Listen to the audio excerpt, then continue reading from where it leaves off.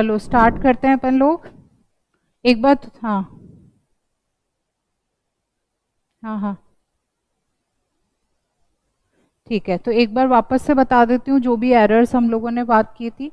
तो देखो, एरर निकालने के लिए सबसे पहले तो हमें ये बात करनी है कि हम एरर्स की बात क्यों कर रहे हैं। तो कारण इसका ये है कि जब भी हम कोई मेजरमेंट करते हैं तो वहाँ पे एरर्स तो आती ही आती है, ऐसा नहीं हो सकता कि एरर नहीं आ रही।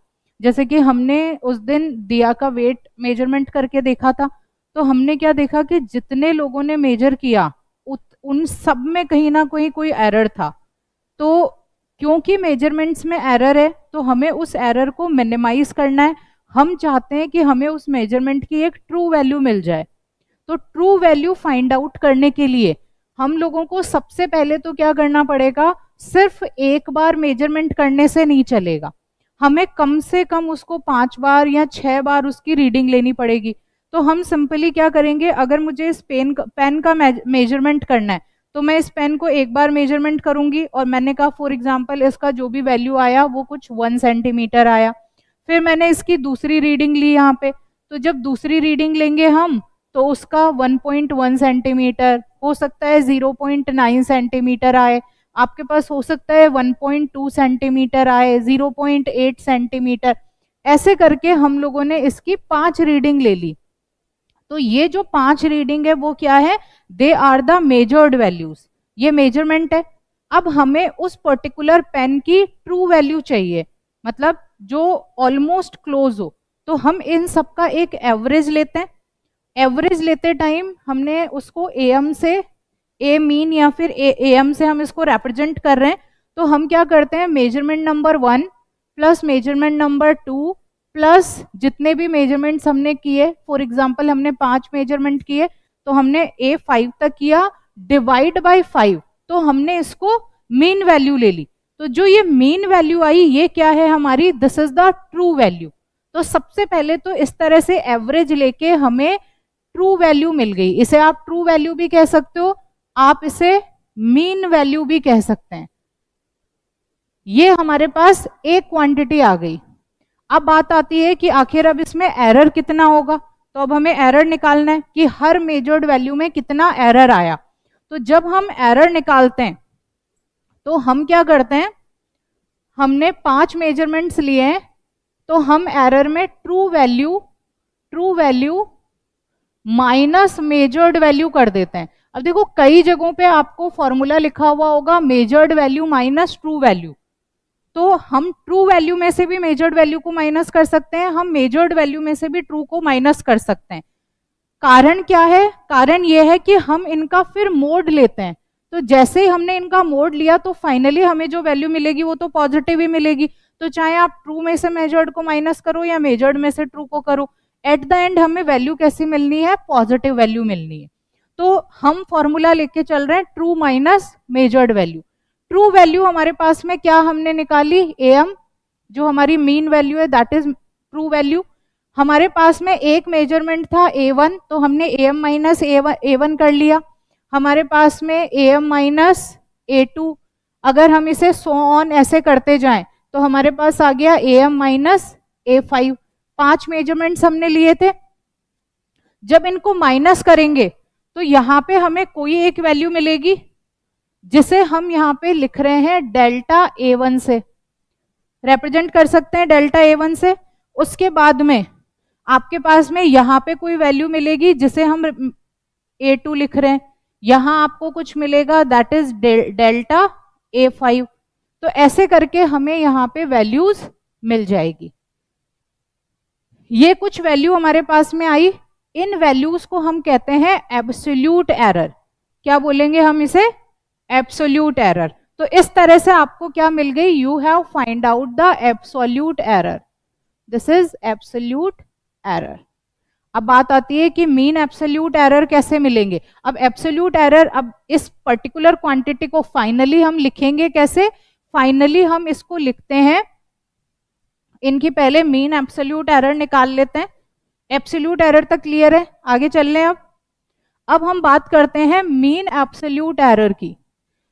जैसा कि नाम से ही हमें पता चल रहा है, हमें मीन निकालना है, किसका, एब्सोल्यूट एरर का। तो एब्सोल्यूट एरर का मीन हम यहाँ पे निकालेंगे, तो मीन आपके पास आ गया डेल्टा A1, सबका मोड ले रखा है हमने तो हम इसको मॉड्यूलस में लिख रहे हैं, प्लस डेल्टा A2 प्लस जो भी हमने आगे वैल्यूज ले रखी है plus delta AN divide by 5 measurements लिए हैं हमने तो हम 5 कर देते हैं, और अगर हमने n मेजरमेंट्स ले रखे हैं तो हम यहाँ पे n लिख देते हैं, वी हैव रिटन n। तो ये हमें मिल गया क्या, मीन एब्सोल्यूट एरर। अब एट द एंड हम फाइनली वैल्यू को लिखेंगे कैसे, हम फाइनली वैल्यू को लिखेंगे AM plus minus delta AM, इस तरह से। तो AM तो हमारी ट्रू वैल्यू होगी जो पहले ही एवरेज करके हमें मिल गई थी, प्लस माइनस क्या होगा, डेल्टा AM। डेल्टा AM मतलब एरर कितना आया है उसका मीन वैल्यू हम यहाँ पे लास्ट में लिख देते हैं। तो फॉर एग्जाम्पल हमने जो एक्टिविटी की थी वो वेट को लेके की थी, और जो दिया का वेट आया वो कितना आया था, 52 प्लस माइनस 1.0 kg, ऐसे हमने उसका मास का मेजरमेंट किया था। तो यहाँ पे 52 तो क्या थी, ट्रू वैल्यू, भाई आप सबने उसका वे किया कि कितना कितना है, वो हमने लिखा, उसका एवरेज निकाला तो वो 52 था, प्लस माइनस जो हमने एब्सोल्यूट एरर, जो मीन एब्सोल्यूट एरर है उसको हमने लिख लिया। तो ये क्या कहना चाह रहा है कि हमारी जो भी वैल्यू है वो कैसी है, वो 52 है, उसमें हो सकता है कि प्लस 1 kg हो या फिर ऐसा भी हो सकता है कि माइनस 1 kg हो। तो इन शॉर्ट हमारा मेजरमेंट कहां से कहां लाई करेगा, 51 से 53 के बीच में लाई करेगा। तो वो 51 भी हो सकता है, वो 53 भी हो सकता है, मतलब प्लस माइनस 1 किलो का हमारे डिफरेंस आ रहा है यहाँ पे। यहां तक क्लियर है सबको, ठीक है। अब हम आ जाते हैं नेक्स्ट वाली एरर पे जिसका नाम है रिलेटिव एरर। रिलेटिव एरर को हम कैसे फाइंड आउट करते हैं, रिलेटिव एरर, रिलेटिव एरर का आपके पास फॉर्मूला है mean absolute error, mean absolute error divide by true value, या फिर हम इसे मीन वैल्यू भी कह सकते हैं। ट्रू वैल्यू को मीन वैल्यू कहीं पे लिखा हुआ रहे तो कंफ्यूज मत होना, क्योंकि हम इसे मीन वैल्यू भी कह रहे हैं। तो अब मीन एब्सोल्यूट एरर हमारे पास में क्या आया, डेल्टा AN, कुछ इस तरह से मीन आया, और ट्रू वैल्यू हमारे पास में क्या आई, AM। इस तरह से हमारे पास में आ जाएगी रिलेटिव एरर। रिलेटिव एरर से अगर हमें परसेंटेज एरर फाइंड आउट करनी है तो परसेंटेज एरर में हम सिंपली जो भी आपको रिलेटिव एरर मिला है उसको मल्टीप्लाई कर दो 100 से, तो वो आपको दे देगा परसेंटेज एरर। तो क्या क्या फाइंड आउट करना होता है हमें एक एब्सोल्यूट एरर फाइंड आउट करनी है, हमें mean absolute error find out करनी है, रिलेटिव एरर फाइंड आउट करनी है, और परसेंटेज एरर फाइंड आउट करनी है। कुछ एग्जांपल्स कर लें पहले ताकि ये क्लियर हो जाए। क्वेश्चन लिखो, एक तो हमने किया था सिंपल पेंडुलम वाला, वो घर जाके कंप्लीट कर लिया था सारी कैलकुलेशंस, कोई डाउट है उसमें, हो गया सबसे, ठीक है। चलो नेक्स्ट क्वेश्चन आप लोग लिखोगे, एरर्स पे कर रहे हैं हम लोग।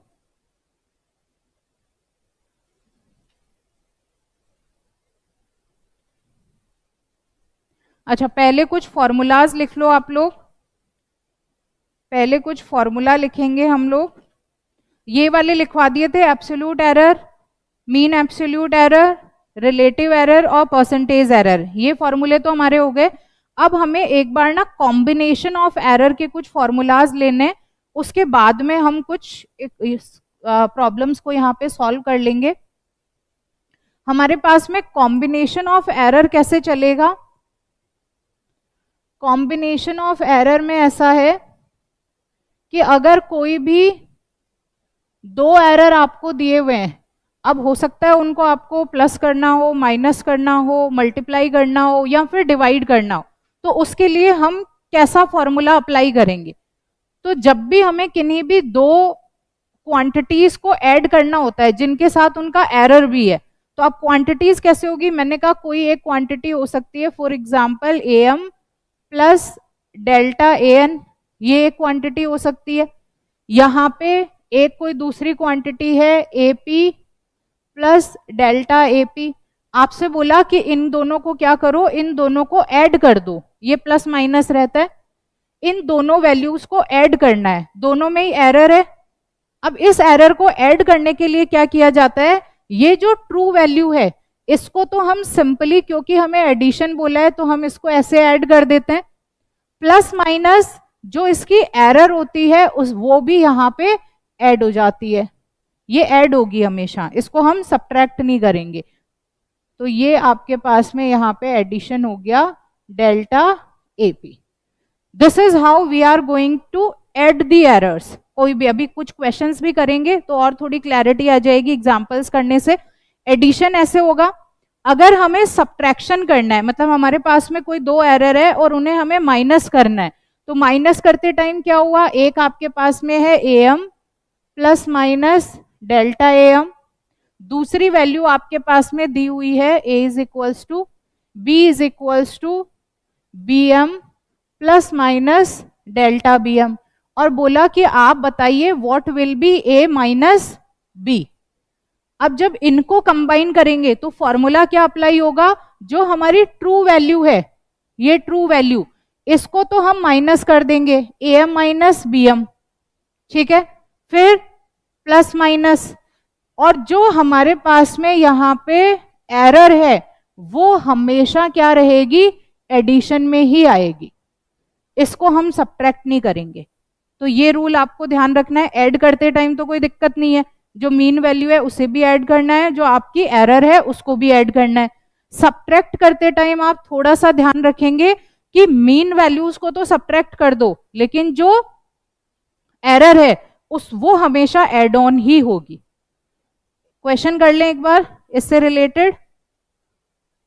यहां ये हो गया, ये वाला भी हो गया, एरर इन मेजरमेंट कर रहे हैं, डेफिनेशंस देखें तो difference between true value and measured value is known as error of measurement. ये थ्योरेटिकल पार्ट है, systematic error, random error, gross error. Mostly जो हमारे क्वेश्चन बनते हैं वो absolute error, mean absolute error, relative error और परसेंटेज एरर से बनते हैं, तो हम उन्हीं की प्रैक्टिस करेंगे। ये फॉर्मूलाज हो गए आपके पास, ये वाला क्वेश्चन कर लिया हमने, ठीक है। नेक्स्ट है आपके पास में एक्यूरेसी एंड प्रिसीजन, इसका कॉन्सेप्ट अभी बताऊंगी आपको। Combination of error, combination of error आपको देना है जिसके अंदर क्या करेंगे हम, ऐड और सब्ट्रैक्ट करना हमें आना चाहिए, एडिशन एंड सब्ट्रैक्शन। ये क्वेश्चन दिया हुआ है, इस क्वेश्चन को एक बार आप देखिए क्या कहना चाह रहा है। The temperature of two bodies measured by a thermometer. कोई भी दो ऑब्जेक्ट्स हैं हमारे पास में, एक ए है दूसरा ऑब्जेक्ट बी है, इनको थर्मोमीटर से जब इनका टेम्परेचर का मेजरमेंट लिया तो हमारे पास में T1 टेम्परेचर कितना आया, 20 degree Celsius plus minus 0.5 degree Celsius. अब ये वैल्यू समझ पा रहे हो आप लोग क्या है, 20 डिग्री सेल्सियस तो इसकी ट्रू वैल्यू हो गई, प्लस माइनस इसका क्या है, जो भी इसमें एरर है, क्योंकि हमने मल्टीपल टाइम्स यहाँ पे मेजरमेंट्स लिए, तो ये T1 टेम्परेचर है। दूसरी वाली जो बॉडी है हमारे पास, उसका T2 टेम्परेचर दिया है 50 degree Celsius plus minus 0.5 degree Celsius. Calculate the temperature difference and error there in. आपको टेम्परेचर डिफरेंस बताना है और कितनी एरर है वो यहां पे बतानी है। डिफरेंस के लिए हम क्या फॉर्मूला फॉलो करेंगे, आप सिंपली T2 माइनस T1 करेंगे, T2 माइनस T1 करेंगे तो ये हमारी मीन वैल्यू तो डिफरेंस में आएगी, लेकिन जो एरर दिया हुआ है क्या इसको भी माइनस करते हैं हम, इसको ऐड करते हैं। जल्दी से मैथ्स वाला पार्ट करो और आंसर बताओ।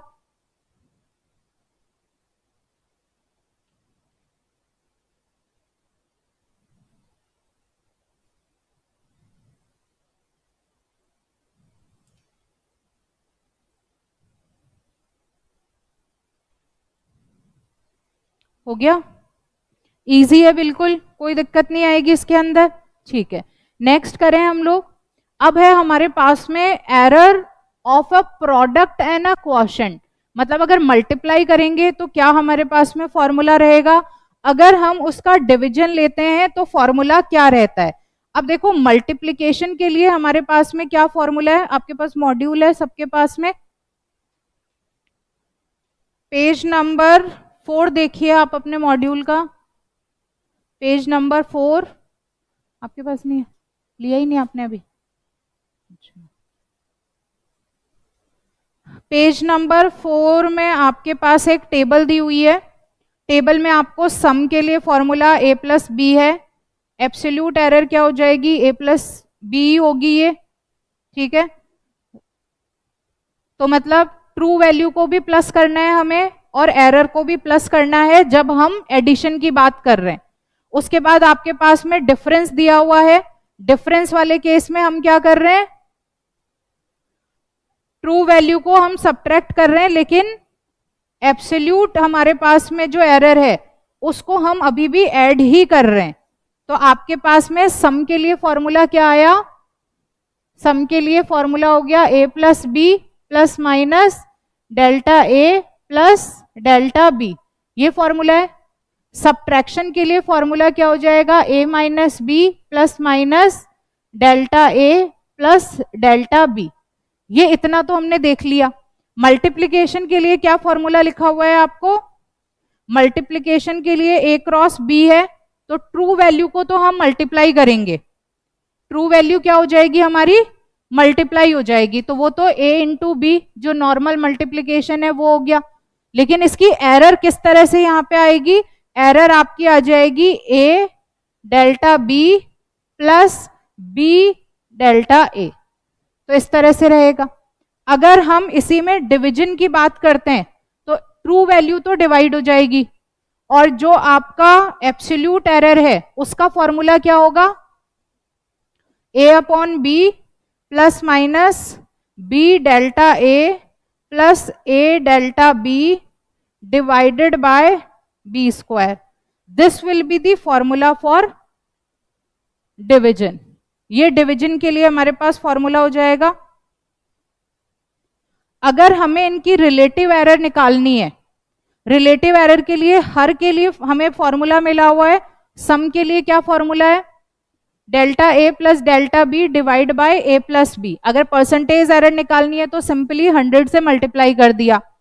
सब्ट्रैक्शन के लिए क्या दिया है, ए माइनस बी, सॉरी पहले ऊपर तो वही आ जाएगा delta A plus delta B divide by A minus B. Percentage error में क्या करोगे, मल्टीप्लाई बाय 100 कर दोगे। अब अगर मल्टीप्लीकेशन दिया है तो उस वाले केस में हम क्या कर रहे हैं, मल्टीप्लीकेशन के केस में delta A upon A plus delta B upon B, कुछ इस तरह से आप इसको लिखेंगे। ये रिलेटिव एरर के लिए, परसेंटेज एरर के लिए इसको 100 से मल्टीप्लाई करेंगे। अब डिवीजन की बात आती है, डिवीजन में भी यही सेम चीज रहेगी, delta A upon A plus delta B upon B multiplied by 100। Power के लिए भी फॉर्मूला दिया हुआ है a to the power n। अभी आप लोगों ने डिफरेंशिएशन, इंटीग्रेशन ये सब चीजें पढ़ी है क्या, अभी नहीं पढ़ी। तो देखो जब हम डिफरेंशिएशन पढ़ते हैं, इंटीग्रेशन पढ़ते हैं, तो कुछ कुछ फॉर्मूलाज हमें याद करने होते हैं। तो जैसे अगर हमारे पास में कोई भी वैल्यू है, आपके पास में a दिया हुआ है और उसकी वैल्यू n है, तो इसका फॉर्मूला हो जाता है n a to the power n minus 1, और a के साथ में कोई एब्सोल्यूट एरर भी रहेगी यहाँ पे, तो उस एब्सोल्यूट एरर से हम इसको मल्टीप्लाई कर देते हैं। तो ये फॉर्मूला अभी आपने पढ़ा नहीं है, बट आई थिंक बहुत जल्दी आप लोग ये पढ़ लोगे। तो जैसे ही पढ़ोगे ये फॉर्मूला बहुत फ्रिक्वेंटली आप लोग यूज करेंगे, तो इसमें कोई दिक्कत नहीं आएगी, आराम से कर लोगे। तो पावर और रूट वाला जो है अभी वो इंट्रोड्यूस नहीं किया है अभी तक, आपने पहली बार देखा है, तो इसको भी अपन कर लेंगे जैसे ये फॉर्मूला पढ़ेंगे। उसके बाद हमारे मेजरिंग इंस्ट्रूमेंट्स है, वर्नियर कैलिपर और स्क्रू गॉज। पढ़ा था इन दोनों के बारे में थोड़ा बहुत आप लोगों ने। क्या होता है वर्नियर कैलिपर, क्या करता है, हाँ ठीक है, मेजरिंग डिवाइस होता है जो एक डेफिनेट लेंथ है हमारी, उसको मेजर करने के काम आता है। डायरेक्ट मेथड में यूज करते हैं, हम इसको डायरेक्टली मेजर कर लेंगे। ये क्या करने के काम आएगा, inner length, inner diameter, outer diameter, depth, ये तीनों को बहुत इजीली मेजर करने के काम आ जाता है। फिर वर्नियर कैलिपर में लीस्ट काउंट का एक कॉन्सेप्ट आता है। लीस्ट काउंट निकालना आता है आप लोगों को, कैसे निकालोगे, हम्म, हाँ हाँ। तो मतलब 4 - 3 डिवाइड बाय, अगर 10 डिविजन्स है तो 10 से डिवाइड कर दोगे तो that will be the least count. फिर रीडिंग कैसे लेंगे, main scale reading plus vernier scale reading into least count, ऐसे लेते हैं। और मेन स्केल रीडिंग कौन सी होती है, जहां पे पहला पहला जो लाइन है वो अच्छे से कोइंसाइड करता है, उसको हम मेन स्केल रीडिंग कहते हैं। वर्नियर स्केल रीडिंग होती है जहां पे बेस्ट कोइंसाइड होता है। तो एक बार मैं आपको वर्नियर कैलिपर लाके दिखा दूंगी, मेजरमेंट्स करना सिखा दूंगी, तो उससे जब स्कूल के प्रैक्टिकल्स होंगे तो प्रॉब्लम नहीं आएगी।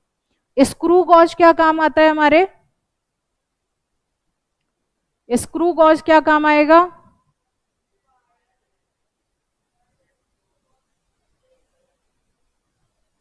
ठीक है, डायामीटर, कोई भी वायर है उसका डायामीटर अगर हमें मेजरमेंट करना है तो हम स्क्रू गॉज की वजह की हेल्प से कर सकते हैं। तो बहुत पतला सा वायर है हमारे पास में इलेक्ट्रिसिटी का, और हम उसकी रेडियस फाइंड आउट करना चाह रहे हैं, तो that will be done with the help of screw gauge. Screw gauge में एक मेन स्केल होती है और एक होती है सर्क्यूलर स्केल, मतलब ऐसे सर्किल में, और उस सर्किल में हमेशा 100 डिविजन्स होते हैं, तो वो 100 रहेंगे। वहां पे भी हम सेम लीस्ट काउंट निकालेंगे, सबसे पहले स्क्रू गॉज का लीस्ट काउंट निकाल के रीडिंग सेम पहले जैसे ही लेनी है, main scale reading plus least count into हमारी जो सर्कुलर स्केल की रीडिंग है, ये हो जाएगा। देन वर्नियर स्केल, ये तो अपन करके देख लेंगे दोनों, तो इसमें डाउट नहीं होगा ज्यादा। नेक्स्ट क्वेश्चन, ये पेंडुलम वाला हम लोग कर चुके हैं ऑलरेडी। उसके बाद में क्वेश्चन नंबर 5 देखिए। क्वेश्चन नंबर 5 क्या कह रहा है हमें, find the relative error. Question number 5 says, एक second, find the relative error in Z। अब जैसे ही यहाँ पे रिलेटिव एरर आया, वैसे ही आपको रिलेटिव एरर का फॉर्मूला पता होना चाहिए कि हम रिलेटिव एरर का फॉर्मूला कैसे निकालते हैं। Absolute error, mean absolute error divided by mean value, ये हमारा रिलेटिव एरर का फॉर्मूला होता है। आपको Z कितना दे रखा है, a⁴, b⁻1/3 divide by CD⁻3/2, ये वैल्यू दे रखी है। अब आप मुझे बताओ Z के लिए जो रिलेटिव एरर का फॉर्मूला होगा वो क्या होगा, what will be the relative error formula for Z? Delta Z क्या है, मीन एब्सोल्यूट एरर है इसकी, डिवाइड बाय ZM। कर सकते हैं हम इसको इस तरह से, ठीक है। तो डेल्टा Z/ZM, तो इसकी क्या आ गई, रिलेटिव एरर आ गई, ये फॉर्मूला आ गया। अब हमारे पास में यहाँ पे A दे रखा है, तो A है, इसका मतलब इसको हमें कैसे लिखना होगा, डेल्टा A/A। और जब भी पावर होती है ना हमारे पास में, तो उस पावर से हम इसको मल्टीप्लाई कर देते हैं, तो वो मल्टीप्लीकेशन में आ गया। नेक्स्ट है आपके पास में B को आप कैसे करोगे, डेल्टा B/B। अब इसकी पावर में कितना है, तो 1/3 को हम कैसे लिखेंगे, 1/3, इस तरह से लिख दिया हमने, क्योंकि वो जो भी इसका सामने लिखा है वो वैसे ही आ जाएगा। नेक्स्ट आपके पास में C है, C के तो ऊपर कोई पावर नहीं है, तो डेल्टा C/C हो गया। D, डेल्टा D/D पावर 3/2 है, तो वो उससे मल्टीप्लाई हो जाएगी। बस ये सिंपल सा फॉर्मूला है जो हमें रिलेटिव एरर के लिए यूज करना है। अगर आपको A, B, C और D की वैल्यू दी हुई रहेगी तो आप वो भी फाइंड आउट कर सकते हैं। बाकी अपन फॉर्मूला कुछ इसी तरह से बनाएंगे।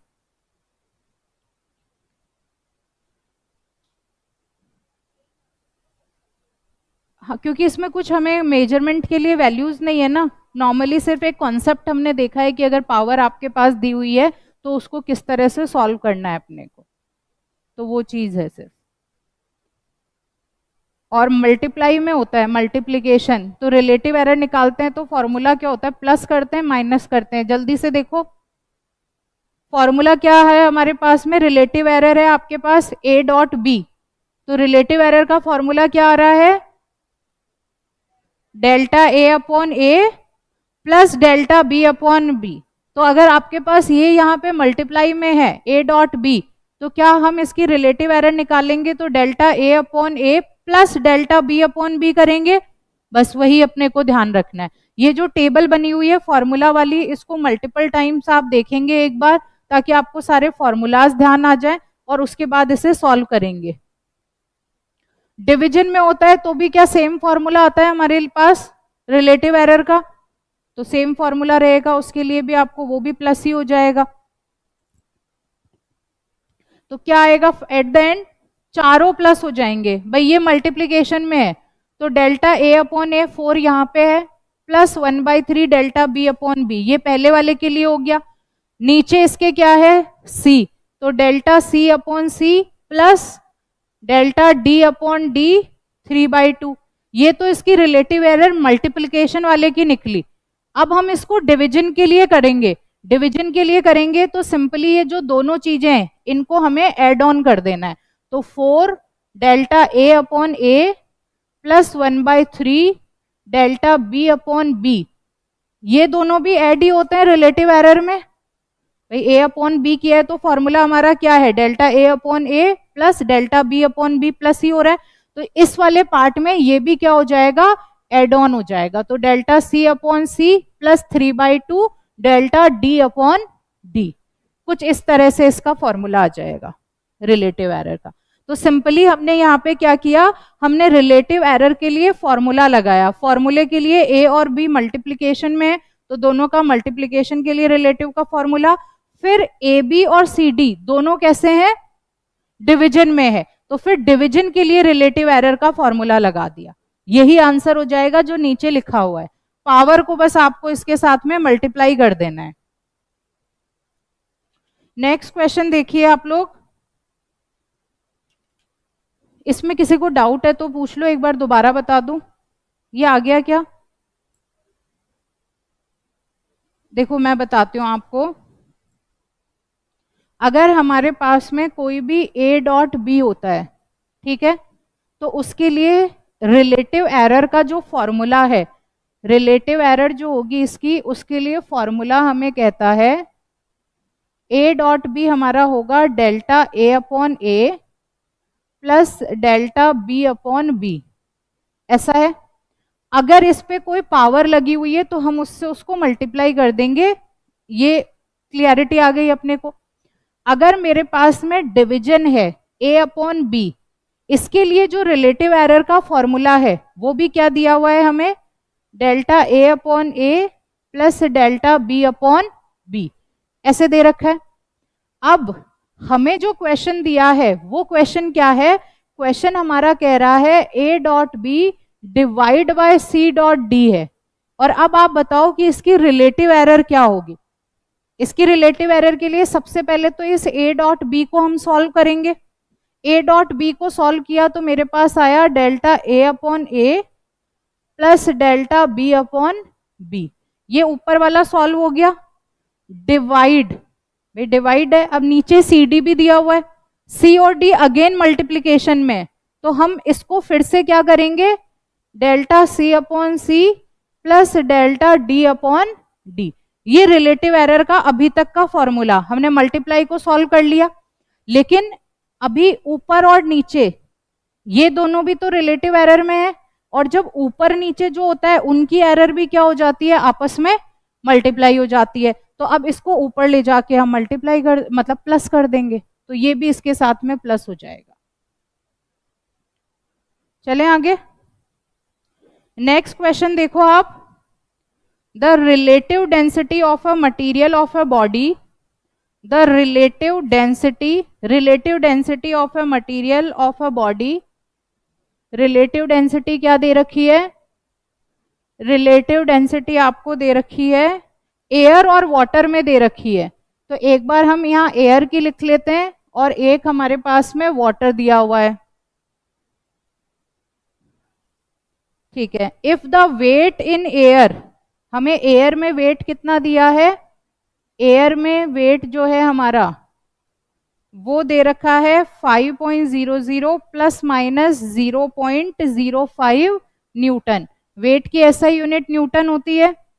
दूसरा, and the weight in water, अब पानी के अंदर वेट आया 4.00 प्लस माइनस 0.05 न्यूटन। तो देखो पहले हमारा जो भी मटेरियल है वो मटेरियल एयर में है, तो एयर में उसका वेट कितना आ रहा है, ये कुछ आ रहा है 5 प्लस जो भी एरर है प्लस माइनस हो जाएगी। अब उसी मटेरियल को अगर हम पानी के अंदर डालते हैं तो उसका वेट कुछ ये आता है। अब यहाँ पे एक और फिजिक्स का कॉन्सेप्ट लग रहा है।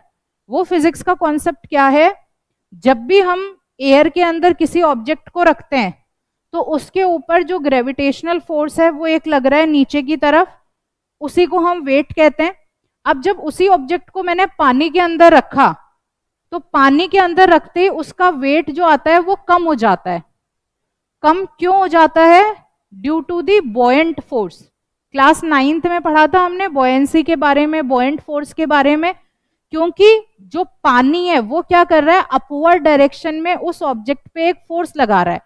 तो जब इस ऑब्जेक्ट को हमने पानी में रखा तो इसका वेट, ग्रेविटी जो लगा रही है वो तो 5 ही है, लेकिन क्योंकि पानी एक अपवर्ड डायरेक्शन में फोर्स और लगा रही है इसके ऊपर, तो पानी के अपवर्ड डायरेक्शन में फोर्स लगाने की वजह से इसका वेट कम हो गया, 1 किलो कम हो गया यहाँ पे। तो अब लॉस कितना हुआ, what is the loss in weight, दोनों को सब्ट्रैक्ट कैसे करोगे, सब्ट्रैक्शन का क्या फॉर्मूला है बताओ,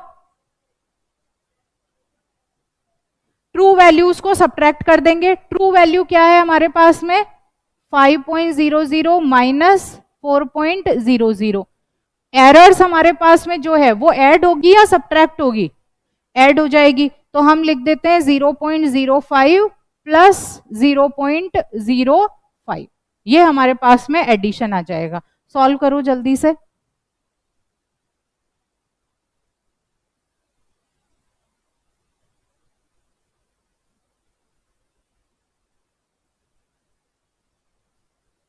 हो गया, क्या आंसर आया, 1 प्लस माइनस 0.1, ये हमारे पास में लॉस इन वेट आ गया। इतना हम कर लिए, आगे पढ़ते हैं अब क्वेश्चन को। Find the relative density along with the maximum permissible percentage error. आपको रिलेटिव डेंसिटी बतानी है। रिलेटिव डेंसिटी का फॉर्मूला है weight in air divided by weight loss in water. Relative density का फॉर्मूला क्या है, रिलेटिव डेंसिटी, रिलेटिव डेंसिटी हो गई weight in air divided by जो भी वेट लॉस हुआ है पानी के अंदर, उसको आपको लिखना है। पहले आपने सब्ट्रैक्शन किया तो कॉम्बिनेशन ऑफ एयर का सब्ट्रैक्शन वाला फॉर्मूला आपने यूज कर लिया। अब आपको डिवीजन करना है यहाँ पे, तो वेट इन एयर आपको दिया हुआ है, लिखो सब लोग, वेट इन एयर कितना है, जल्दी से लिखो, वेट इन एयर कितना है और वेट लॉस इन वाटर कितना है, और उसके बाद में उसको सॉल्व करो कि कैसे हम इसको सॉल्व करते हैं डिवीजन वाली चीज को। फॉर्मूला बताया हुआ है आपको, फॉर्मूले की हेल्प से आप इसे सॉल्व करके मुझे आंसर बताएंगे। ए अपॉन बी, ए अपॉन बी के लिए क्या फॉर्मूला होगा हमारे पास, ए अपॉन बी आ रहा है, ये भाई एक से दूसरे को हम डिवाइड कर रहे हैं, डिवाइड के लिए फॉर्मूला क्या रहेगा, ठीक है, ट्रू वैल्यूज को पहले आप हम क्या कर देंगे, डिवाइड, प्लस माइनस क्या रहेगा, delta A upon A plus delta B upon B, कुछ इस तरह से इसको डिवाइड करते हैं, ये फॉर्मूला लगता है डिवीजन के लिए। ए अपॉन बी हमारा नॉर्मल हो जाएगा। ट्रू वैल्यू जो है, मतलब ये वाली जो है इसको आप ट्रू वैल्यू कह दो, जो मीन वैल्यू है, ये भी मीन वैल्यू है, ये एरर्स हैं, तो इन एरर्स को कुछ इस तरह से लिखेंगे। यहाँ प्लस माइनस है ना बीच में, this is plus minus, plus minus delta A upon A plus delta B upon B. जल्दी से सॉल्व करके बताओ मुझे कैसे आएगा,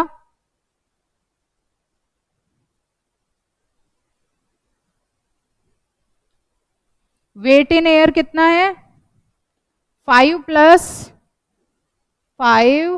प्लस माइनस 0.05, वेट लॉस कितना आया था 1.00 प्लस माइनस 0.1, ये आपके पास में वैल्यू है।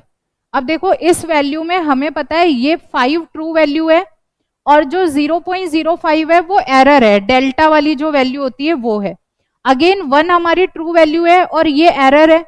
जब हम फॉर्मूला लिखेंगे तो पहले हम ट्रू वैल्यूज को डिवाइड करेंगे, तो ट्रू वैल्यू क्या हो जाएगी 5 डिवाइड बाई 1 हो गया, देन प्लस माइनस डेल्टा ए कितना है 0.05 और उसके नीचे ए आएगा, ए कितना दिया हुआ है 5 प्लस डेल्टा बी कितना है 0.1 डिवाइड बाय बी, बी कितना है 1। इसको सॉल्व करना है, करो सॉल्व, आ गया आंसर 5.0 प्लस माइनस दोबारा बोलो 0.11, ठीक है। सबके यही आंसर आ रहा है क्या, एक बार क्रॉस चेक कर लो, सबके आ रहा है ये, किसी के अलग आ रहा हो तो फिर मैं सॉल्व करके बताती हूँ कैसे आएगा। सबके सही है, ठीक है। अब अगर मुझे परसेंटेज एरर निकालना हो तो मुझे क्या करना पड़ेगा, इनटू 100 करना पड़ेगा, वो भी कर लो, मल्टीप्लाइड बाय 100 कर लीजिए। अब 100 करके आप इसको परसेंटेज एरर बोल देंगे। देखो क्वेश्चन हमारा नॉर्मल सा ही है, हमें सिर्फ कॉम्बिनेशन ऑफ एरर्स जो है उनको यूज करना है कि प्लस कैसे करेंगे, माइनस कैसे करेंगे, मल्टीप्लिकेशन का क्या फॉर्मूला लगाएंगे, डिवीजन का क्या फॉर्मूला लगाएंगे। सिर्फ फॉर्मूला लगाने के लिए हमने ये प्रैक्टिस क्वेश्चन किया है, यहाँ पे हो जाएगा ये। अब हमारे पास एक नेक्स्ट क्वेश्चन भी है, लेकिन नेक्स्ट क्वेश्चन को करने के लिए हम लोगों को थोड़ा सा पेंडुलम के टाइम पीरियड वाली जो थ्योरी है उसको सीखना जरूरी है। अब वो हम सीखेंगे जब हम ग्रेविटेशन वगैरह पढ़ेंगे, तो इसलिए थ्योरेटिकल कॉन्सेप्ट जब तक हमें क्लियर नहीं होता तब तक क्या होता है न्यूमेरिकल्स हमें बहुत टफ लगते हैं। तो इसका जब थ्योरेटिकल कॉन्सेप्ट पढ़ेंगे तब जाके हम इसको न्यूमेरिकली करेंगे। कॉन्सेप्ट थोड़ा बड़ा है, वो समझ में तभी आएगा जब हम वो पर्टिकुलर चैप्टर पढ़ेंगे। बस हमें ध्यान क्या रखना है, कॉन्सेप्ट तो हमें किसी दूसरे चैप्टर का है, लेकिन इम्प्लीमेंट क्या करना है, यही डिवीजन वाला मेथड। भाई रिलेटिव एरर कैसे निकालेंगे, परसेंटेज एरर कैसे निकालेंगे, बस ये फॉर्मूलाज, कॉम्बिनेशन ऑफ एरर के फॉर्मूलाज ही करने हैं जो सेकंड वाला क्वेश्चन है। बट सेकंड वाले क्वेश्चन की थ्योरी दूसरे चैप्टर की है, तो इसलिए कंफ्यूजन नहीं हो, इसलिए मैं अभी करवा नहीं रही हूँ, क्योंकि उसमें फॉर्मूलाज हैं, कुछ कुछ थ्योरीज हैं, जो हमें इम्प्लीमेंटेशन करना है वो कॉम्बिनेशन ऑफ एरर्स ही करना है। हो जाएगा ये, एक बार इसमें देख लेते हैं कुछ छूटा तो नहीं है।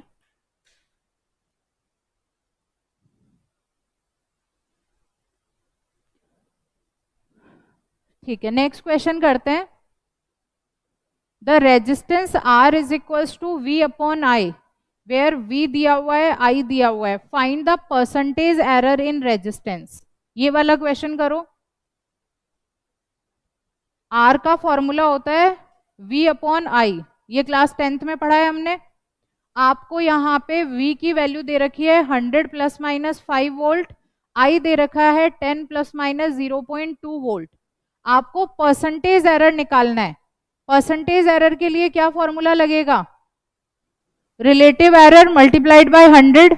आप इसकी पहले रिलेटिव एरर निकालो, फिर उसको 100 से मल्टीप्लाई कर दो, you will find out the answer. Division के लिए कौन सा फॉर्मूला यूज होता है वो पता है ना, जल्दी से बताओ कौन सा फॉर्मूला यूज होगा डिवीजन के लिए।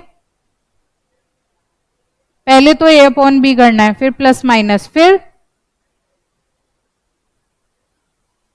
ठीक है, बस यही फॉर्मूला लगाना है, जल्दी से ट्राई कीजिए ये फॉर्मूला लगा के।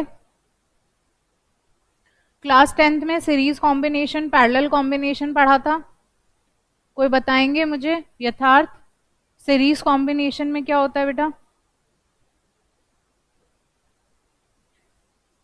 हाँ, तो फॉर्मूला क्या आता है सीरीज कॉम्बिनेशन के लिए, equivalent resistance is equals to R1 plus R2। Parallel combination के लिए हमारा फॉर्मूला क्या है? 1/R1 प्लस 1/R2, ये फॉर्मूला रहता है।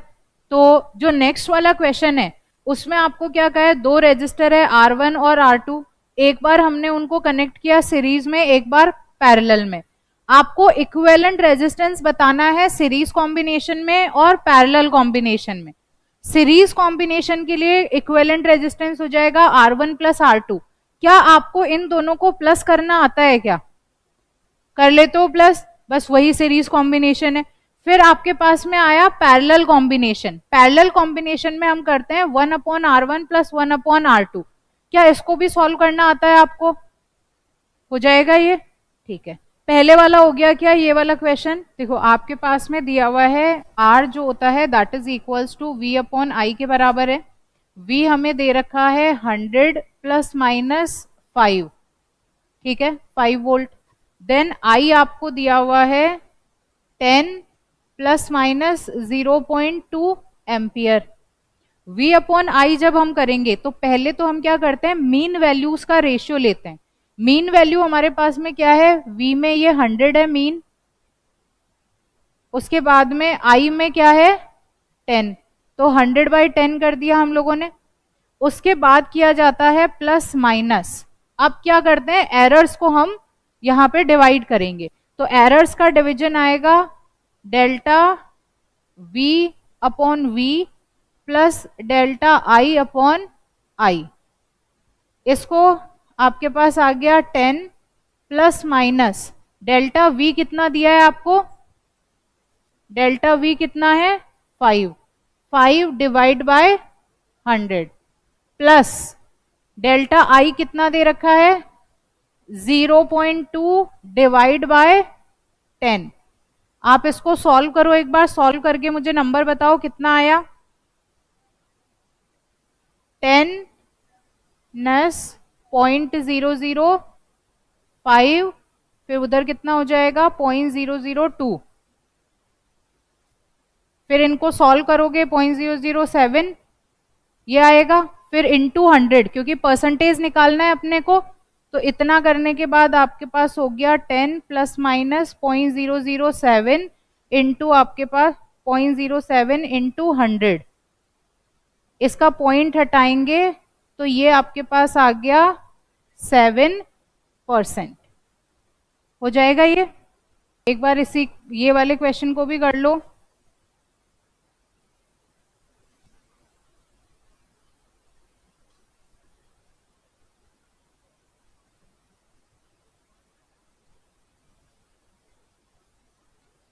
To resistors of resistance R1 and R2, दोनों R1 और R2 दे रखा है आपको। एक बार सीरीज में कनेक्ट करो।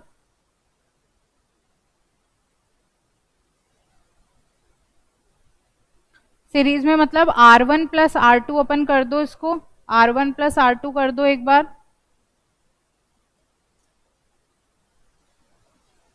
1/R1 plus 1/R2।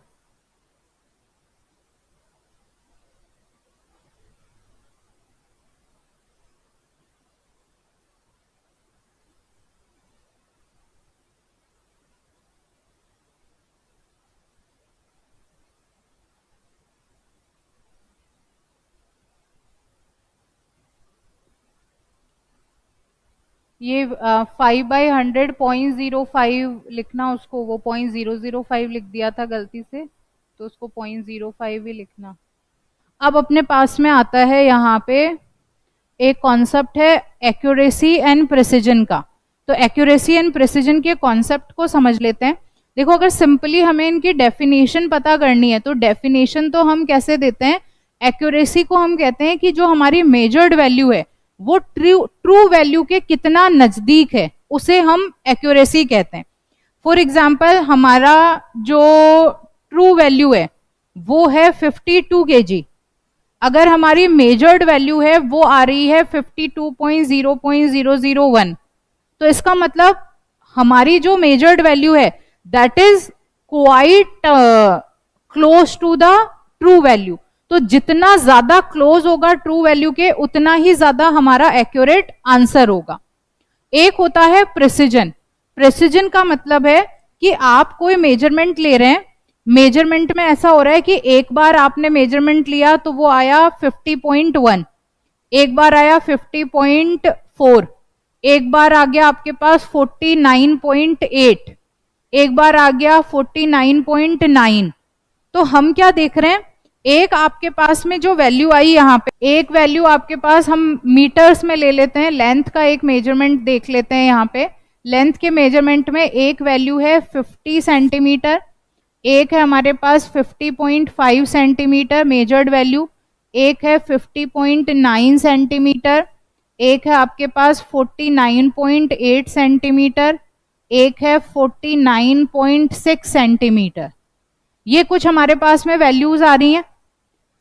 जो ट्रू वैल्यू होगी उसके आसपास की ही कुछ वैल्यूज है। हमने एक मेजरमेंट तो यहाँ पे ये हुआ, दूसरा मेजरमेंट हुआ जिसमें एक वैल्यू आई 50, दूसरी हमारे पास में आई 50.1 सेंटीमीटर, एक आई 49.9 सेंटीमीटर। तो हम क्या देख रहे हैं कि यहाँ पे हमारे पास में या फिर 50.01 सेंटीमीटर, ये आपके पास आ गया 50.02 सेंटीमीटर। तो जो ये वाली वैल्यूज हैं वो क्या है, बहुत नजदीक नजदीक है, मतलब जो उनके बीच का डिफरेंस है ना वो बहुत ज्यादा नहीं है। ऐसे 0.1 का डिफरेंस है, 0.01 का डिफरेंस है, बहुत ही कम डिफरेंस है। लेकिन अगर हम यहाँ पे देखें तो यहाँ पे हम क्या देख रहे हैं, एक वैल्यू आपकी आ रही है 49.6, एक आ रही है 50.9। तो क्या इन दोनों वैल्यूज के बीच में काफी ज्यादा डिफरेंस नहीं हो गया? एक तो 49 मतलब 49.49 हो गई और एक हमारी ऑलमोस्ट 51 हो गई, तो काफी ज्यादा डिफरेंस है। तो इसलिए जिसमें ज्यादा डिफरेंस होता है वैल्यूज में, मतलब ये प्रिसाइज्ड नहीं है, लेकिन जहां पे कम डिफरेंस है वो कैसी होती हैं, दे आर प्रिसाइज्ड। तो एक्यूरेसी का तो मतलब हो गया कि कितनी एक्यूरेट है, मतलब ट्रू वैल्यू के कितना पास में है, दैट इज व्हाट एक्यूरेसी। लेकिन प्रिसिजन का मतलब है कि वैल्यू आ रही है लेकिन वो ऐसे बहुत अलग अलग नहीं आ रही, बिल्कुल पास पास में है, very close to each other है, तो इसका मतलब वो प्रिसाइज्ड है। इसे हम एक और एग्जांपल से समझ सकते हैं।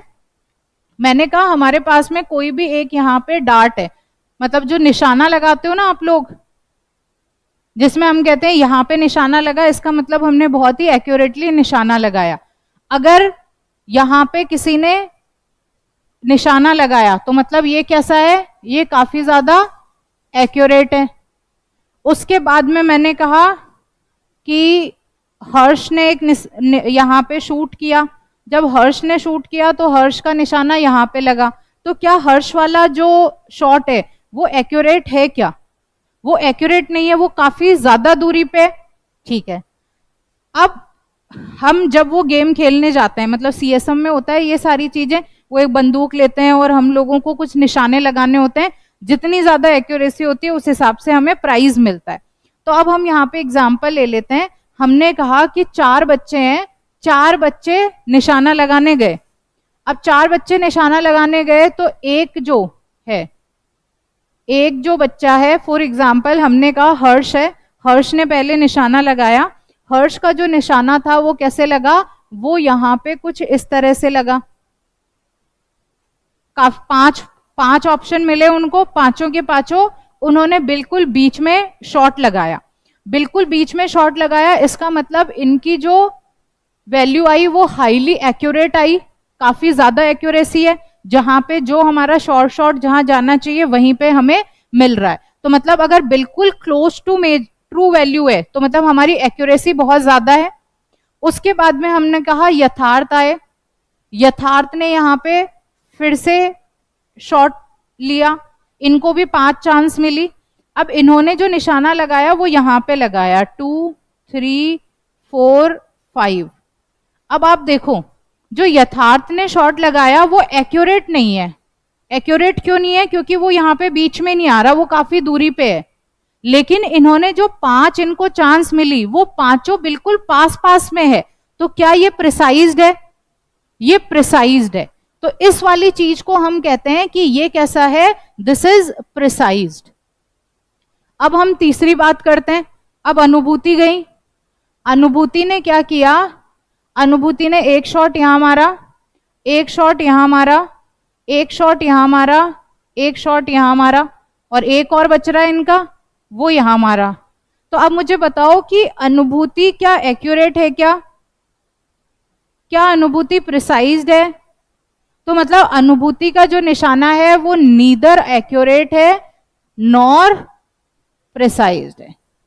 ठीक है, अब प्रिसाइज्ड भी नहीं है, एक्यूरेट भी नहीं है। अब हमने कहा देवांश गए, देवांश ने जो निशाना लगाया वो कैसा था, 5 शॉट इनको भी मिले, 5 शॉट मिले, तो इन्होंने फिर से यहां पे पूरे पे पांचों, तो इनका एक्यूरेट भी है प्लस प्रिसाइज्ड भी है। तो कई बार क्या होता है, कई बार ऐसा होता है एक्यूरेसी है लेकिन प्रिसीजन नहीं है। अब कई बार कैसा हो सकता है, फॉर एग्जाम्पल देवांश को जो 5 शॉट मिले, पांचों में ऐसा हुआ कि एक यहां है, एक यहां है, एक यहां है, एक यहां है, एक यहां है, ये 5 शॉट है, ये एक्यूरेट तो है लेकिन ये प्रिसाइज्ड नहीं है। इनका एक्यूरेट भी है और प्रिसाइज्ड भी है, ये एक्यूरेट नहीं है लेकिन प्रिसाइज्ड है, ये ना एक्यूरेट है ना ही प्रिसाइज है। बस ये कॉन्सेप्ट है हमारा एक्यूरेसी और प्रिसिजन का। क्लियर है इतना? ठीक है, तो एक्यूरेसी एंड प्रिसिजन, इसके बाद है हमारे पास में, इसको डिफाइन कर लेंगे, to what resolution the quantity is measured is known as precision. कुछ एग्जांपल्स हमने दे दिए, कॉम्बिनेशन ऑफ एरर्स हम लोगों ने कर लिया कुछ इस तरह से, प्लस कैसे करना है, माइनस कैसे करना है, आपके पास में जो टेबल दी हुई है उसके फॉर्मूलाज को यूज करना है, मल्टीप्लीकेशन का, डिवीजन का, रिलेटिव एरर के लिए दोनों का सेम रहेगा, रिलेटिव एरर को 100 से मल्टीप्लाई कर दोगे तो परसेंटेज एरर आ जाएगी, ये सब है। एक बार अपने को थोड़ा सा कॉन्सेप्ट्स क्लियर हो जाएंगे तो इनसे रिलेटेड और सारी प्रैक्टिस करेंगे, जितनी प्रैक्टिस करेंगे उतना हमारा कॉन्सेप्ट्स क्लियर होते जाएंगे। अभी थ्योरी पढ़ रहे हैं, एक एक साथ में एक एक दो दो प्रैक्टिस भी करते हुए चल रहे हैं। कॉम्बिनेशन में क्या आपको ऐड करना आ गया, आपको सब्ट्रैक्ट करना आ गया, आपको मल्टीप्लाई करना आ गया, आपको डिवाइड करना आ गया, क्वेश्चन कैसे भी आ जाएगा लेकिन एट द एंड फॉर्मूले तो सेम ही लगाने हैं हमें, relative error, absolute error, mean absolute error, percentage error, ये सब फॉर्मूले हो गए हमारे, कर लोगे ये सब भी।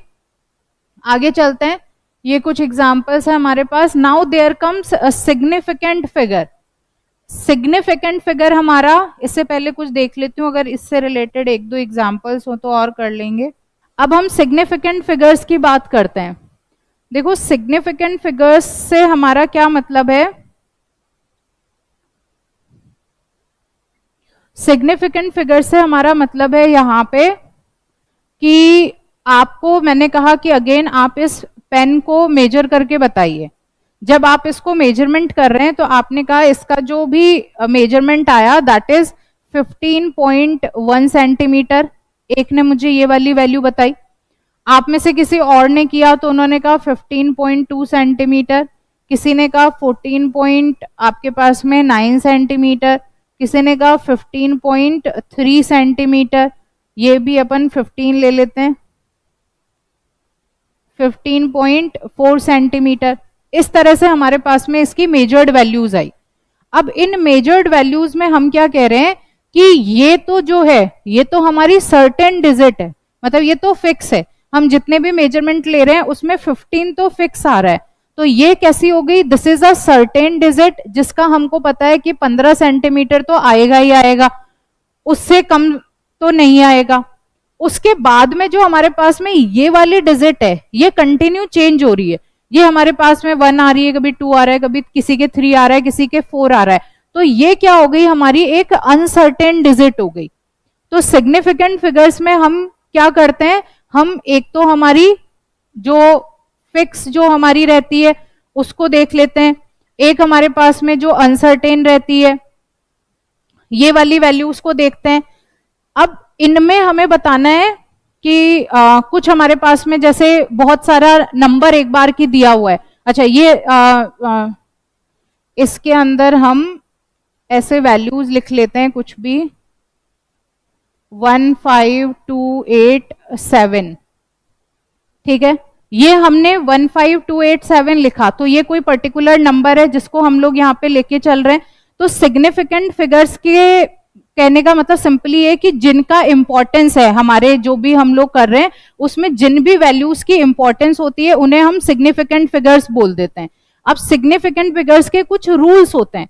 रूल्स क्या कहते हैं कि जो भी हमारी नॉन जीरो वैल्यूज होंगी वो सारी की सारी कैसी होगी, दे विल बी सिग्निफिकेंट। अगर कोई भी वैल्यू में जीरो नहीं आ रहा तो दैट विल बी सिग्निफिकेंट। जैसे आपने लिखा 1 2 3 4 5, तो इसमें कहीं पे भी जीरो नहीं आया है, तो जहां पे जीरो नहीं है that is known as the significant figure. उसके बाद रूल नंबर 2 जो है सिग्निफिकेंट फिगर्स का, वो क्या कहता है, अगर कोई भी दो नॉन जीरो डिजिट्स के बीच में एक जीरो आ जाता है, जैसे 1 0 2 3 4 5, ये हमारा 1 नॉन जीरो डिजिट है, 2 भी नॉन जीरो डिजिट है, और जीरो क्या आ गया इसके बीच में यहां पे आ गया, तो इसको भी हम सिग्निफिकेंट डिजिट में ही काउंट करते हैं। तो फॉर एग्जाम्पल 1 2 3 4 5 पांचों के पांचों कैसे है, नॉन जीरो डिजिट, तो इसमें सिग्निफिकेंट फिगर कितने हो गए, 1 2 3 4 5, इसके सिग्निफिकेंट फिगर हो गए 5। अब यहां पे हम कहते हैं कोई भी नॉन जीरो डिजिट्स है उनके बीच में अगर कोई जीरो आता है तो वो भी सिग्निफिकेंट की कैटेगरी में, तो इसमें कितने हो जाएंगे, 1 2 3 4 5 6, यहां पे सिग्निफिकेंट फिगर्स हो गए 6, इस वाले में हो गए 5। तो एक में 5 सिग्निफिकेंट फिगर्स हो गए, दूसरे में 6 सिग्निफिकेंट फिगर्स हो गए। तो हमें कुछ रूल्स पढ़ने हैं। तो रूल्स हमारे सिग्निफिकेंट फिगर्स के यही है कि अगर जितने भी नॉन जीरो डिजिट्स होंगे वो सारे के सारे सिग्निफिकेंट में आएंगे। अब अगर मैं आपको कोई नंबर देती हूं, फॉर एग्जांपल 6 8 7 0 5 9, आपको बताना है कि इसमें कितने सिग्निफिकेंट फिगर्स हैं, ठीक है, तो ये 6 हो जाएगा। अगर मैंने आपको कोई नंबर दिया 8 2 3, आपको बताना है इसमें कितने सिग्निफिकेंट फिगर है, तो कितने होंगे, 3। तो पहला रूल कहेगा जितने भी नॉन जीरो डिजिट्स है दे ऑल आर सिग्निफिकेंट, तो हम उन सबको कैलकुलेट करेंगे। दूसरा रूल जो है हमारा वो कहता है जितने भी जीरो अगर किन्हीं नॉन जीरो डिजिट्स के बीच में आते हैं तो वो भी क्या होते हैं, दे आर ऑल्सो सिग्निफिकेंट। अगर हमने ऐसे लिख लिया 1 0 0 0 0 0 1, तो ये दोनों नॉन जीरो के बीच में, तो इनको भी हम सिग्निफिकेंट काउंट करेंगे। कितने फिगर हो गए इसमें, तो इसके हो जाएंगे 7 सिग्निफिकेंट फिगर्स। ये हमारे पास में 7 सिग्निफिकेंट फिगर्स हो जाएंगे, ठीक है। आगे चले हम लोग। उसके बाद हमारा जो नेक्स्ट रूल है सिग्निफिकेंट फिगर्स के लिए, वो आपको बोलता है सिग्निफिकेंट फिगर्स क्या होंगे, दो digit in a number that are known with certainty plus 1 more digit that is uncertain. तो हमारे जितने सर्टेन है उन नंबर्स प्लस हमारा जो एक अनसर्टेन नंबर होता है उसको हम सिग्निफिकेंट की कैटेगरी में लेते हैं। जैसे कि लेंथ है 14.5 सेंटीमीटर, तो हमारे पास 1 और 4 ये दोनों तो कैसे हैं, सर्टेन है, और 5 हमारा कैसा है, 5 अनसर्टेन डिजिट है, लेकिन इसके अंदर ये तीनों कैसे है, रिलायबल है। तो हम जो भी हमारे, अगर यहाँ 2 भी आ जाएगा आगे तो सिग्निफिकेंट फिगर तो 4 ही रहेंगे, बट मेन इंपॉर्टेंट कौन कौन से हैं जो सर्टेन है अनसर्टेन है उनको हम लेते हैं। अगर हाँ, क्योंकि वो चेंज हो रहा है ना, कभी किसी के फॉर एग्जांपल लेंथ को हम मेजर करते हैं तो किसी के आ सकता है 14.53 भी आ सकता है, किसी के 14.54 आ सकता है। तो हाँ, इसके अंदर कुछ डिजिट्स होती है जो सर्टेन होती है, कुछ डिजिट्स होती है जो अनसर्टेन होती है, बट अगर नॉन जीरो है सारे तो हम सबको सिग्निफिकेंट लेते हैं। उसके अलावा भी हमारे पास में कुछ रूल्स हैं जो अभी अपन 1 बाय 1 करेंगे। हम कहते हैं कि अगर यूनिट्स को चेंज करते हैं तो हमारे सिग्निफिकेंट फिगर्स चेंज नहीं होते। कैसे, जैसे हमारे पास ये है 14.5 सेंटीमीटर, तो इसमें 3 सिग्निफिकेंट फिगर है। अब ये है सेंटीमीटर में, हम क्या करते हैं इसको मीटर में कन्वर्ट करते हैं, तो मीटर में 14.5 इंटू 10⁻⁻² मीटर हुआ। जो ये आपके 10 के पावर में जितनी भी होती हैं उनको हम सिग्निफिकेंट फिगर्स में काउंट नहीं करते, तो अगर 10 टू द पावर -2 है तो वो काउंट नहीं होगा सिग्निफिकेंट फिगर्स में, सिर्फ और सिर्फ 14.5 को हम लोग सिग्निफिकेंट फिगर्स में काउंट करेंगे। तो यूनिट्स चेंज होगी बट सिग्निफिकेंट फिगर्स का काउंट जो है वो चेंज नहीं होगा, ये हमें ध्यान रखना है। जितनी भी नॉन जीरो डिजिट्स है वो सारी सिग्निफिकेंट है। अगर कोई भी दो नॉन जीरो डिजिट है और उनके बीच में कोई जीरो आ रहा है तो हम उसको भी क्या बोलते हैं, सिग्निफिकेंट, मतलब वो भी सिग्निफिकेंट में ही काउंट होगा। If the number is less than 1, अगर हमारा नंबर कैसा है, एक से छोटा है, एक से छोटा होगा मतलब वो 0 पॉइंट कुछ ऐसे आएगा, हम उसको कुछ इस तरह से लिखेंगे। तो 0 पॉइंट जैसे मैंने कहा 0 1 2 3 ऐसा कोई नंबर है हमारे पास में। अब इस नंबर में हम कहते हैं कि ये वाले जो जीरोस है ना, ये हमारे सिग्निफिकेंट फिगर में काउंट नहीं होते हैं। हम यहां से सिग्निफिकेंट फिगर्स को काउंट करना शुरू करते हैं तो यहां पे 3 सिग्निफिकेंट फिगर हो जाएंगे। तो ये मतलब रूल्स हैं जो आपको ध्यान रखने पड़ेंगे। उसके बाद में नेक्स्ट रूल हमारा कहता है कि जो भी ट्रेलिंग जीरोस है अगर डेसिमल पॉइंट नहीं है तो हम उनको सिग्निफिकेंट फिगर्स में काउंट नहीं करते। जैसे फॉर एग्जांपल आपके पास है 1 2 3 0 0, इसमें कहीं पे कोई डेसिमल आ रहा है क्या? नहीं आ रहा। अगर डेसिमल नहीं है तो ये जो जीरो है वो लास्ट में आ रहा है, लास्ट में आते हैं तो हम इनको क्या बोलते हैं, टर्मिनल जीरो या फिर ट्रेलिंग जीरो ये बोलते हैं। विदाउट अ डेसिमल पॉइंट है तो आर नॉट सिग्निफिकेंट, तो इनको हम सिग्निफिकेंट नंबर नहीं बोलेंगे। हमारा सिग्निफिकेंट नंबर कितना होगा, इसमें सिर्फ 3 होगा। लेकिन अगर यहां पे कोई डेसिमल पॉइंट आ गया 1 2 3.00 ऐसे, जैसे ही डेसिमल पॉइंट आएगा अगर ये हमारे ट्रेलिंग जीरोस हैं, यहां पे हमने 1.2300 कर लिया या फिर हमने 12.300 कर लिया, तो ये लास्ट में है लेकिन डेसिमल पॉइंट है तो इसलिए हमारा सिग्निफिकेंट फिगर कितना होगा, 5। आगे बढ़े, ठीक है। विद डेसिमल तो सारे अपने रहेंगे ये, ठीक है। तो हमने क्या क्या यहां पे देखा, हमने पहला पॉइंट देखा जितने भी नॉन जीरो नंबर्स है 7 8 9 2 ये सब किस में काउंट होंगे, सिग्निफिकेंट फिगर्स में। दूसरा पॉइंट हमने देखा अगर कोई भी दो नॉन जीरो वैल्यूज के बीच में जीरो आता है तो वो भी सिग्निफिकेंट फिगर में काउंट होता है। अगर हमारे पास में कोई भी वैल्यू है और उसका ट्रेलिंग जीरोस है और वो डेसिमल में नहीं है तो फिर ये ट्रेलिंग जीरोस हमारे सिग्निफिकेंट में नहीं आएंगे, इसका सिग्निफिकेंट फिगर कितना होगा, सिर्फ 2 होगा। नेक्स्ट हम लोगों ने यहाँ पे देखा कि अगर यहीं पे ये सिग्निफिकेंट फिगर्स में डेसिमल आ गया तो फिर जो ट्रेलिंग जीरोस है उनको हम सिग्निफिकेंट फिगर में काउंट करते हैं और उनकी वैल्यू कितनी हो जाएगी, 5। नेक्स्ट हमने कहा अगर हमने डेसिमल पॉइंट ले रखा है 0.0123 ऐसे कुछ ले रखा है तो फिर जो ये वाली वैल्यूज होगी हमारी ये सिग्निफिकेंट फिगर्स में काउंट नहीं होगी। अगर इसके यहां पे 0 आके ऐसे आया तो फिर ये किस में काउंट होगी, सिग्निफिकेंट में काउंट होगी। अगर यहाँ पे डेसिमल आके यहाँ पे ऐसे आ गया तो फिर डेसिमल के बाद वाले तो हमारे ट्रेलिंग जीरो जो है उनको हम काउंट करते हैं तो अगेन वो हमारे सिग्निफिकेंट फिगर्स में काउंट हो जाएंगे। ये रूल्स है जिनको हमें ध्यान रखना है।